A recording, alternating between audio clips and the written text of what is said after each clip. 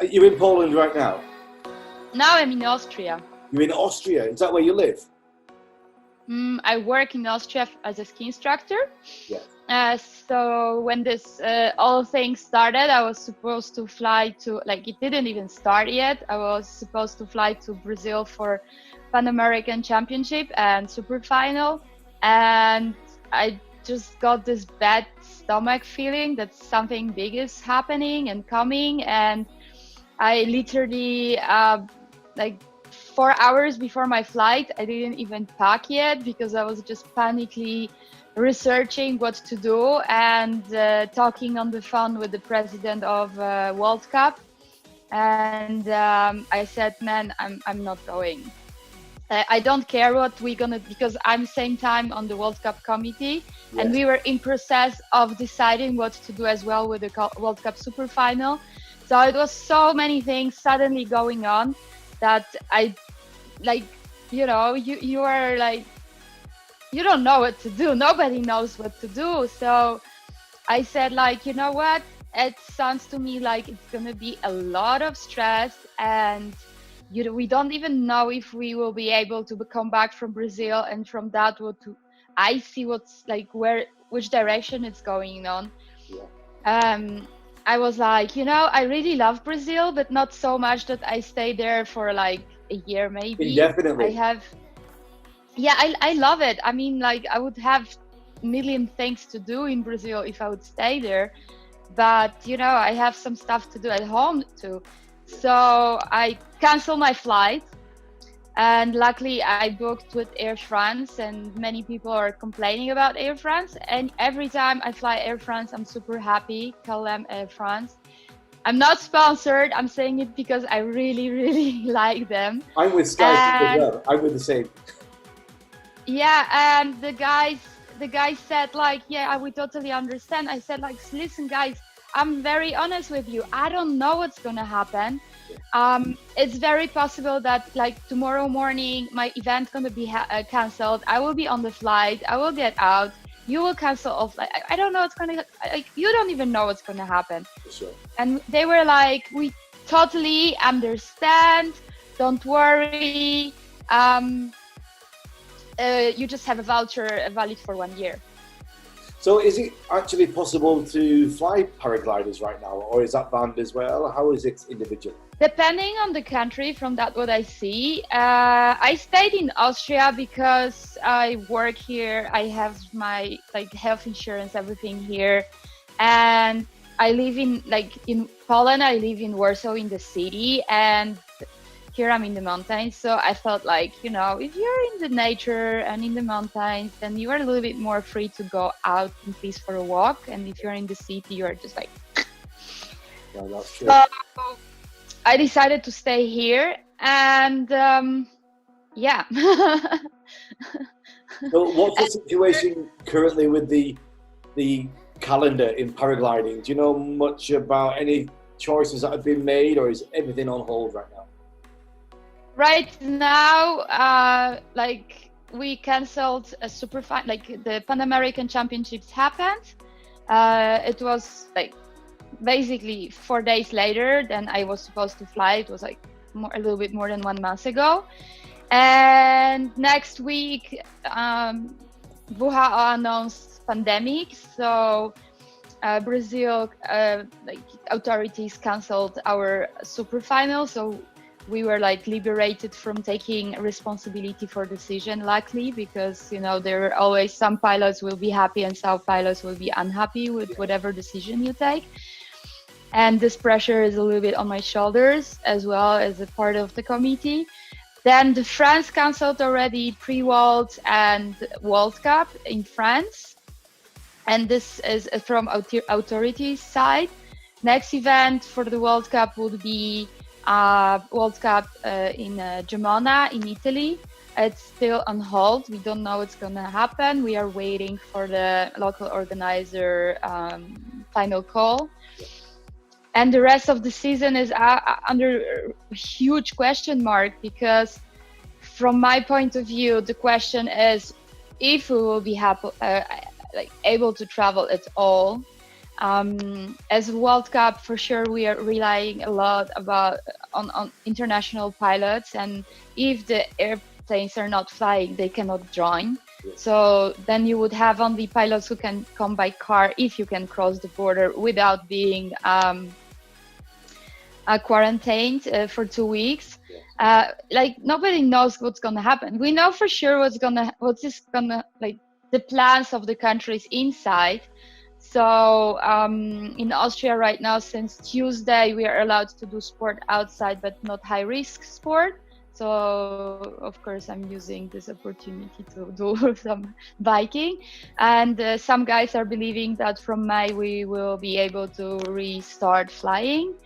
Some guys from Italy, I know they believe the same, that from 3rd of May they will be able free fly. Right. Because some football games are coming back, like they're gonna start the football games without spectators. But no commercial flying, so no tandem flying. So I think it's really country dependent. And for me, the biggest question is over like crossing borders and flying on the plane. Like Munich airport is stopped. They do only cargo flights right now. So it's a crazy situation. How are you coping with it personally? You know, I'm coping very well. I think we are like here on the island in the mountains. You know, we are very small ski resorts, so we were normally operating till they just closed entire Tyrol. We have no cases. Like in my town, we have 0. In next town, there are 34, which is like 26 kilometers away. For sure. Very close from us, it's the epicentrum of Austria. So Tyrol, it's all same. But you know, for me, I was really reflecting on that because I see my friends freaking out and like really depressed because their plans got crushed, and you know, for sure they have some uncertainty what's gonna happen with their workplace. But what I think my lucky place is that I was injured 2 times for over past 3 years, and really being in kind of similar situation, not knowing what's gonna happen. And I think I got used to that. I just opportunity to fully recuperate, isn't it? For sure. Sorry? It's a good opportunity to make sure you are fully 100% fit. Yeah, exactly. I finally have time to take care about my cardio better and you know, work out and catch up on readings and some, you know, like paperwork. I'm very active athlete. I do 8 to 12, sometimes even 15 competitions a year, which are from 1 to 2 weeks. So if you calculate out of that, and with the recovery and, you know, travels, it's very intense. And I think this break was very needed. I really. When I spoke to you this morning, you were up on the mountain looking down at a beautiful lake. Yeah. I charge in nature, you know. I mean, I need it. I was born in the city center of Warsaw, grown up doing city style things, but my place is nature, man. Like. Well, Klaudia, a few people have asked me, now you've got some downtime, does that mean we're going to see your movie soon? What's happening with your movie? Oh, my movie is touring around the world right now on the Woman Outdoor Film Tour, which is, I guess, on hold as well because it was planned in amphitheaters and small amphitheaters, and it was planned in US, in Canada, and Australia, New Zealand, and in May was supposed to come to Europe. And tell us a little bit about the content of the movie. Oh, the content. We did 3 versions now. So we have the festival version, two festival versions, which is 25 and 8 minutes, and the 8 minutes is basically like a very big teaser. 25 and like 25 and 46-minute version is about my way in the sport, like where I'm coming from, why I'm doing it, what is motivating me, and like a little bit about becoming a world champion and my way there, including like, you know, like there's so many aspects to this movie, because for sure there is the gender question and proving yourself as a woman in a male dominated sport. When, you know, I started 21 years ago, and in Poland most of girls who were starting to fly, they were basically stopping after the basic training. And there was only one girl before me on national team, and one more which was ambitious enough to even try competing, but she broke her back before that. I mean, like, nothing very serious. She walks, she's okay, but she didn't compete. So I'm, you know, like, you coming to this male dominated thing, and some of the guys are excited to see girl motivated and flying. Some other guys are not so happy. So I'm talking about this a little bit in the movie. Yeah. And for sure it created a situation of me being fed up with all this like talk, Yeah. like this energy around. And I started, like, I switched to this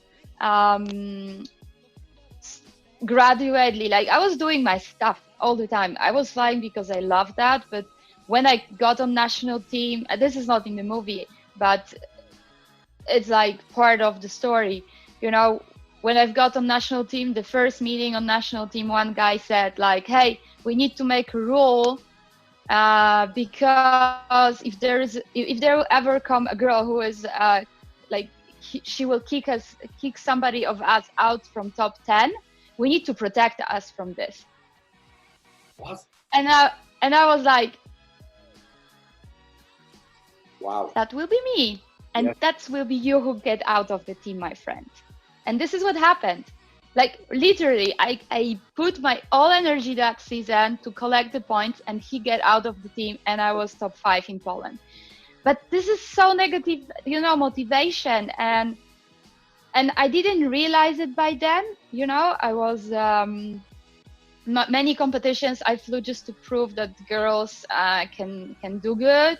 Then I got sponsored, so I wanted to prove the sponsors to the sponsors that I'm worth it, that they support me.